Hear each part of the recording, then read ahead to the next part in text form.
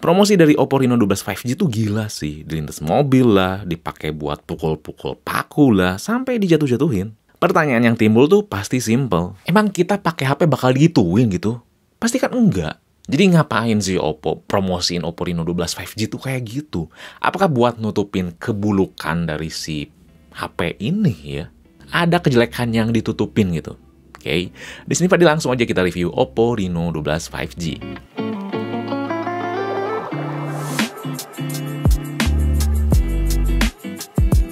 Nah, sebelum saya review, sebelum kalian tuh ngomel, wah ini tuh HP-nya mahal sampai 7 juta gitu. Mending yang lain aja. Tunggu dulu, ini tuh saya HP-nya beli kondisi baru, harganya tuh 5,4 juta aja. Emang ya dapat potongan harga waktu 88 kemarin, yaitu dari harga sebenarnya tuh 5,9 juta. Tapi 5,9 tuh udah jauh lebih murah dibandingkan harga Oppo resminya, yaitu 7 juta. Nah, tipsnya inget ya, kalau kalian tuh mau minat beli HP dari BBK Electronics, tunggu 1-2 minggu semenjak HP tuh diumumin, diluncurkan. Tunggu dulu, pasti kalian tuh dapat harga yang 1 juta kurang lebih murah ya dibandingkan harga dari Oppo atau si brandnya langsung. Pasti ya, carinya jangan di official store brand mereka, tapi cari toko lain ya. Belum lagi nanti kan dapat potongan harga dari si toko online yang entah Tokopedia, Shopee, dan lainnya. Oke, jadi itu tipsnya ya. Jadi jangan lu ngomel mahal ya, karena ada yang lebih murah. Nah, langsung aja ke HP-nya, oke? Yang pertama pengen bahas dulu masalah layar melengkungnya nih. Jujur saya gak suka layar melengkung ya, seperti yang kalian tahu. Karena seringkali lengkungan layar tuh ganggu waktu pakai si HP-nya. Entah gak sengaja kepencet lah, atau malah susah dipencet. Tapi di sini nggak sama sekali ya, fine-fine aja. Lengkungannya tuh nggak terlalu tajam kayak HP-HP layar melengkung lainnya. Dan biasanya layar-layar ponsel melengkung kayak gini tuh, di settingan HP-nya ada buat ngatur seberapa besar bagian layar yang melengkung, buat aman disentuhnya gitu. Settingan ini hadir supaya waktu kita genggam si HP tuh gak sengaja kepencet, karena kan layarnya melengkung gitu ya. Nah, di Oppo Reno 12 5G ini nggak ada settingan tersebut, yang mengartikan lengkungan layarnya tuh udah aman digunakan dalam kondisi genggaman gimana pun. Dan pada praktik penggunaannya pun begitu, saya gak ngalamin gak nyaman atau gak sengaja kepencet atau hal yang gak enak lainnya. Termasuk layarnya itu cukup sensitif ya, jadi enak buat scrolling sosmed, browsing, atau kegiatan lainnya. Tentu dipakai nonton pun asik, kita bisa nikmatin konten HDR di Netflix. Dan speaker stereo yang dikasih pun lumayan enak dengernya, ditambah lebih nyamannya karena kualitas warna dan detailnya tuh enak dilihat. 1 miliar warna, cakupan warna DCI P3, di sini bisa dinikmati dengan baik ya. Jadi buat kalian yang suka editing tuh enak. Buat warna yang ditampilin pun cukup fleksibel, ada settingan warna yang natural sampai kontras banget. Iya emang ada komputer lain yang punya resolusi sampai 1,5K, tapi 1080p di suatu perangkat layar HP itu udah lebih dari cukup sih. Kalau 720p baru ya kerasa kurang, tapi 1080p itu masih oke. Sensor sidik jari pun asik ya, udah cepet, termasuk face unlock-nya bisa berjalan dengan baik kalau kalian gak suka sensor sidik jari. Yang kedua tuh body gak premium. Nah, secara look emang sangat cakep sih dan terlihat premium. Warna silver yang saya pegang pun cukup asik, kelihatan mewah gitu. Dengan kayak sentuhan kain sutra gitu. Di bump kameranya di pinggirnya hadir grill kayak pemanis gitu. Dan layout kameranya pun lebih cakep sih dibandingkan pendahulunya. Gak lupa ketebalannya ini cukup slim dengan bobot yang ringan. Saat dipegang pun solid. Oppo sih bilangnya si rangka HP-nya tuh pakai bahan seperti magnesium, tembaga, dan silikon logam yang diklaim setara pesawat terbang. Jadi di mana kerasa gak premiumnya, yaitu di getaran mesinnya. Ini sangat murahan sekali sih, sangat. Kita gak bisa atur gimana kekuatan getarnya. Kayak HP 2 jutaan. Saya bingung kenapa Oppo ilangin sistem getar yang nyaman ya. Padahal dulu di Oppo Reno 6 5G udah ada sistem Axis Z linear. Padahal getaran kayak gini tuh penting sih. Tapi untungnya ada hal yang nggak dimiliki oleh midrange lain yang semakin pudar, yaitu slot microSD. Di sini hadir ya. Ya walaupun nyatu sama SIM kedua sih. Overall Oppo Reno 12 5G itu untuk urusan fisik termasuk layarnya ya, udah bisa memberikan kesan dan look premium. Terlepas masalah sistem getar yang ada, nyaman digunakan keseharian. Jadi Oppo tetap mempertimbangkan masalah look dan ergonominya tuh gimana. Di samping keamanan yang katanya sih HP tuh kuat banget sampai tahan dilindas mobil 3 ton lebih. Jadi buat apa sih HP digadang-gadang kuat dibanting sampai dilindas mobil? Buat apa? Pukul-pukul palu lah, belah duren lah, kan kita nggak pakai HP tuh kayak gitu, enggak. Alasannya tentu karena untuk menunjukkan bahwa Oppo Reno 12 5G ini tuh kuat ya, tanpa melewati sertifikasi yang resmi. Seperti yang kalian tahu ya, kalau misalkan HP tahan air kan ada rating IP65, 67, 68, dan sebagainya. Dan itu tuh melewati sebuah pengujian lalu mendapatkan sertifikasi. Nah, begitupun dengan tahan banting ini. Tahan banting, tekanan, terus tuh goresan dan lainnya tuh, itu ada sertifikasinya juga. Bukan sertifikasi rating IP, tapi sertifikasi ketahanan militer ya. Kalau misalkan kalian searching, ada sertifikasi militer MIL STD 810H dan lainnya. Dan itu tuh butuh uang, nggak gratis. Nggak langsung sembarangan nulis IP68 atau standar militer 810H, nggak sembarangan. Butuh uang, men.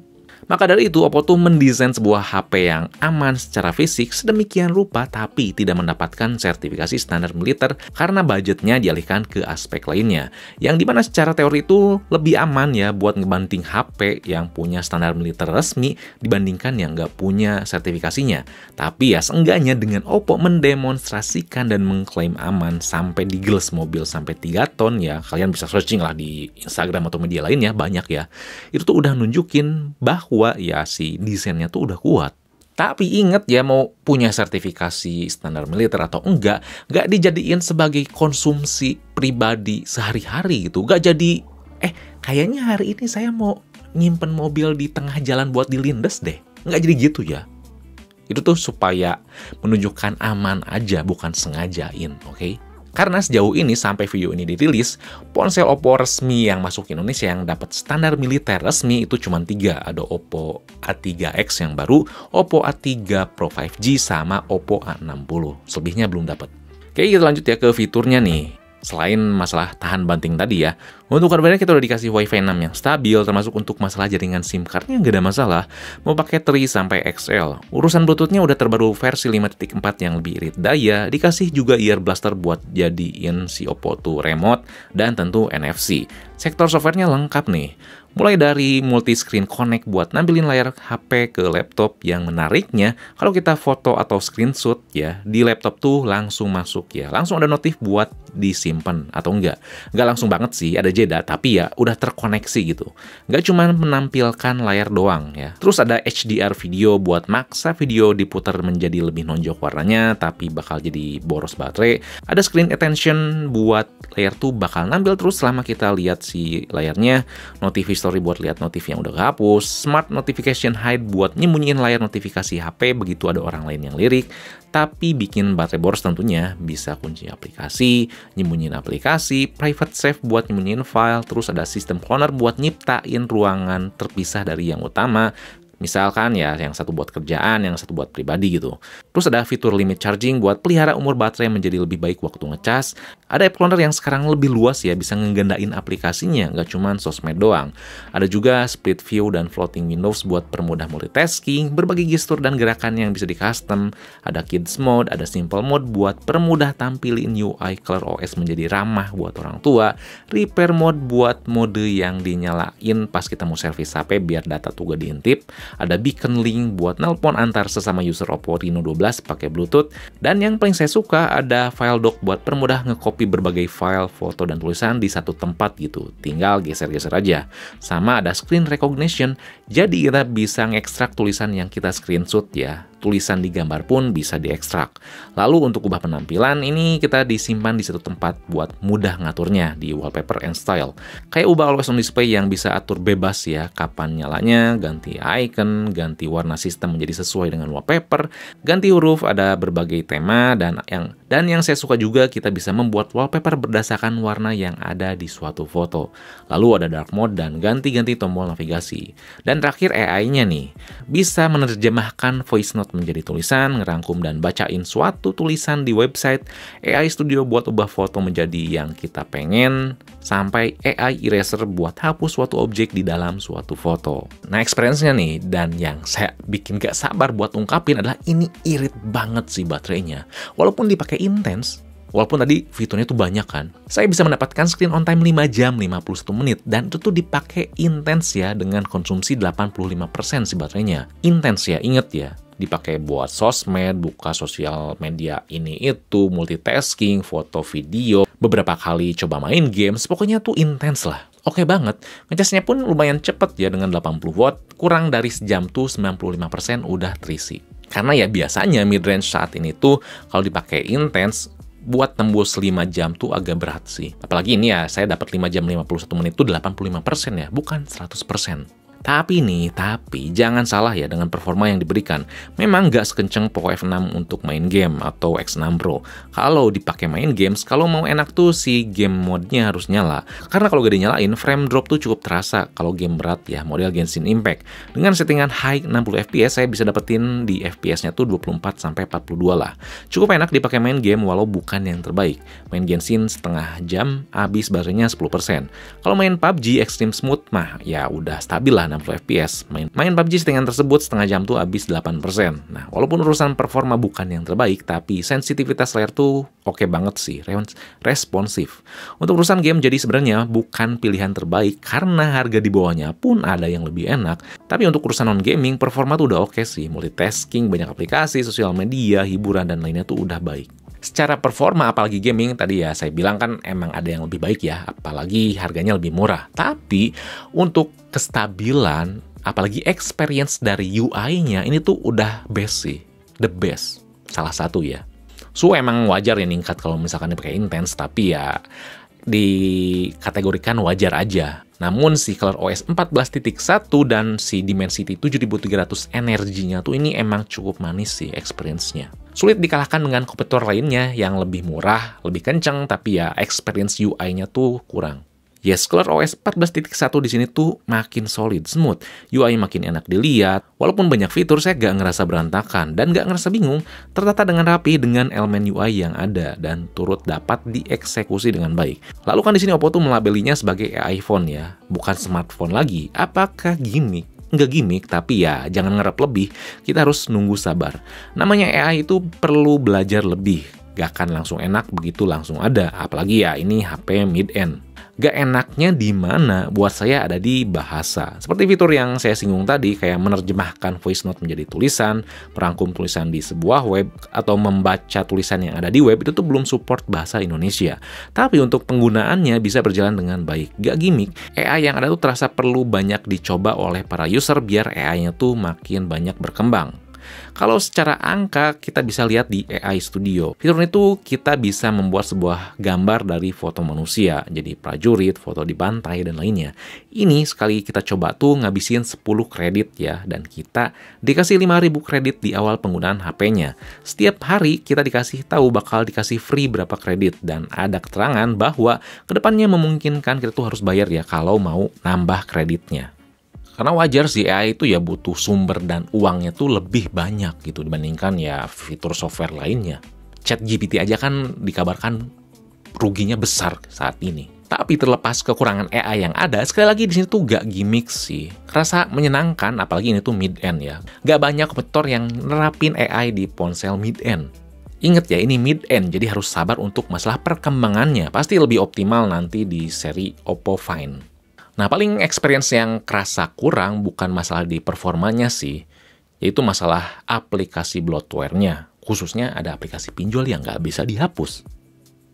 Kayak ganggu banget sih, nggak bisa dihapus, cuman bisa di-disable aja. Apakah ini suatu langkah yang diajukan oleh suatu menteri yang nyuruh mahasiswanya minjem pinjol buat bayar UKT? Saya juga nggak tahu.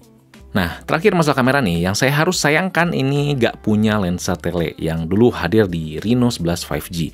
Saya emang nggak sempat nyoba langsung si Reno 11 5G sih, jadi saya nggak bisa bilang mana kamera yang lebih bagus dibandingkan Reno 12 5G. Kalian bisa cari di channel lain lah ya.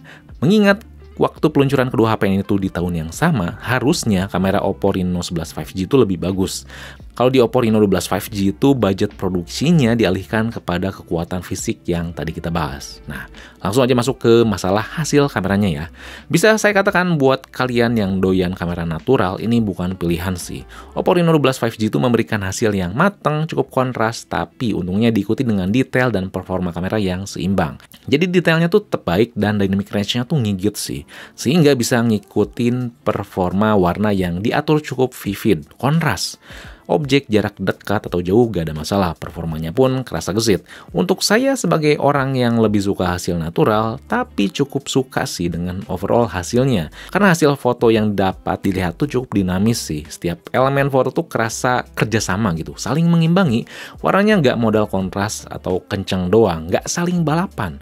Termasuk ultrawide-nya ya, walaupun detailnya emang kerasa kurang, tapi dynamic range dan warnanya udah oke sih. Mau objek pemandangan, kucing, manusia, udah pas hasilnya. Atau kalau low light emang bisa nangkep hasil yang cukup bagus, tetap kelihatan gitu detail objeknya. Warnanya tetap pop-up dan pengambilan gambar tetap gesit. Tapi karena mengingat harganya tuh masih ada kalah dengan varian Pro-nya, di sini noise-nya cukup terlihat jelas. Nah, kalau selfie-nya sih ini juara. Bisa dikatakan salah satu yang terbaik di harganya. Dengan matiin mode cantik, hasilnya cukup bikin saya puas. Bisa mendapatkan hasil yang maksimal di segala kondisi, mau backlight, gelap, dan lainnya. Viewing angle-nya pun luas. Paling yang agak ganggu kalau kita tuh megang HP-nya goyang dikit, detailnya nggak dapet sih. Jadi agak nggak fokus. Lalu untuk videonya ini gila sih. Hasilnya tuh sinkron dengan fotonya. Karakteristiknya tuh sama. Biasanya kan jomplang ya bagusan fotonya. Tapi di sini nggak. Dynamic range-nya paling saya suka sih. Jadi ini cocok ya buat kalian para konten kreator. Yang disayangkan sih nggak bisa pindah-pindah lensa ya waktu lakuin perekaman. Tapi jangan ngarap lebih lah ya kalau low light. Hasil videonya ini bisa kita share dengan baik ya di IG Story dengan kualitas yang oke. Bisa 1080p, termasuk IG Reels-nya bisa kualitas tinggi, sama kayak video TikTok-nya. Bisa lihat aja ya, sampel di highlight Instagram ini Fix Me. Untuk kamera depannya ini bisa 4K, mantap sih, hanya saja ya agak semanis kamera belakangnya. Di sini bisa saya katakan hasilnya tuh lebih kusem dibandingkan hasil fotonya. Gak seimbang gitu kayak video dan fotonya kamera belakang. Detailnya pun agak kurang. Yang kerasa ngigit hanya resolusi yang tinggi dan dynamic range-nya yang lumayan. Sisanya biasa aja. Tapi ya walaupun sedikit kelihatan agak diperhalus sih, tapi dynamic range-nya tetap oke, detailnya baik. Ya, kalau misalkan pengen lebih cantik, retouch dan sebagainya, kalian bisa digunakan sebelum melakukan perekaman. Ya.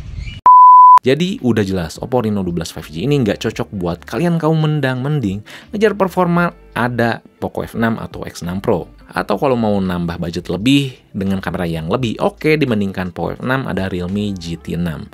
Atau juga pengen ketahanan air yang lebih baik dengan hasil kamera yang lebih natural dan bonus update software lebih panjang ada Samsung A55 5G. Harganya pun udah turun. Tapi kalau kalian pilih HP-HP yang tadi saya bilang, kalian gak akan bisa nikmatin kualitas fisik yang baik yang ada di Oppo Reno 12 5G ini. Kualitas softwarenya pun solid ya, walaupun banyak fitur, ColorOS 14.1 dan Dimensity 7300 di dalamnya tuh bisa diracik dengan baik dan sehingga feel experience-nya pun cukup manis. Tapi buat kalian pengguna Oppo Reno 11 5G, gak wajib sih buat ganti ke Reno 12 5G ini, oke? Sekian aja ya review Oppo Reno 12 5G ini. Kalau misalkan masih bingung, kalian bisa tulis komen di bawah. Dan jangan lupa juga buat like, share, subscribe Fix Me. Lalu nyalain lonceng notifikasi biar gak ketinggalan video berikutnya, oke? Di sini Fadil, peace out.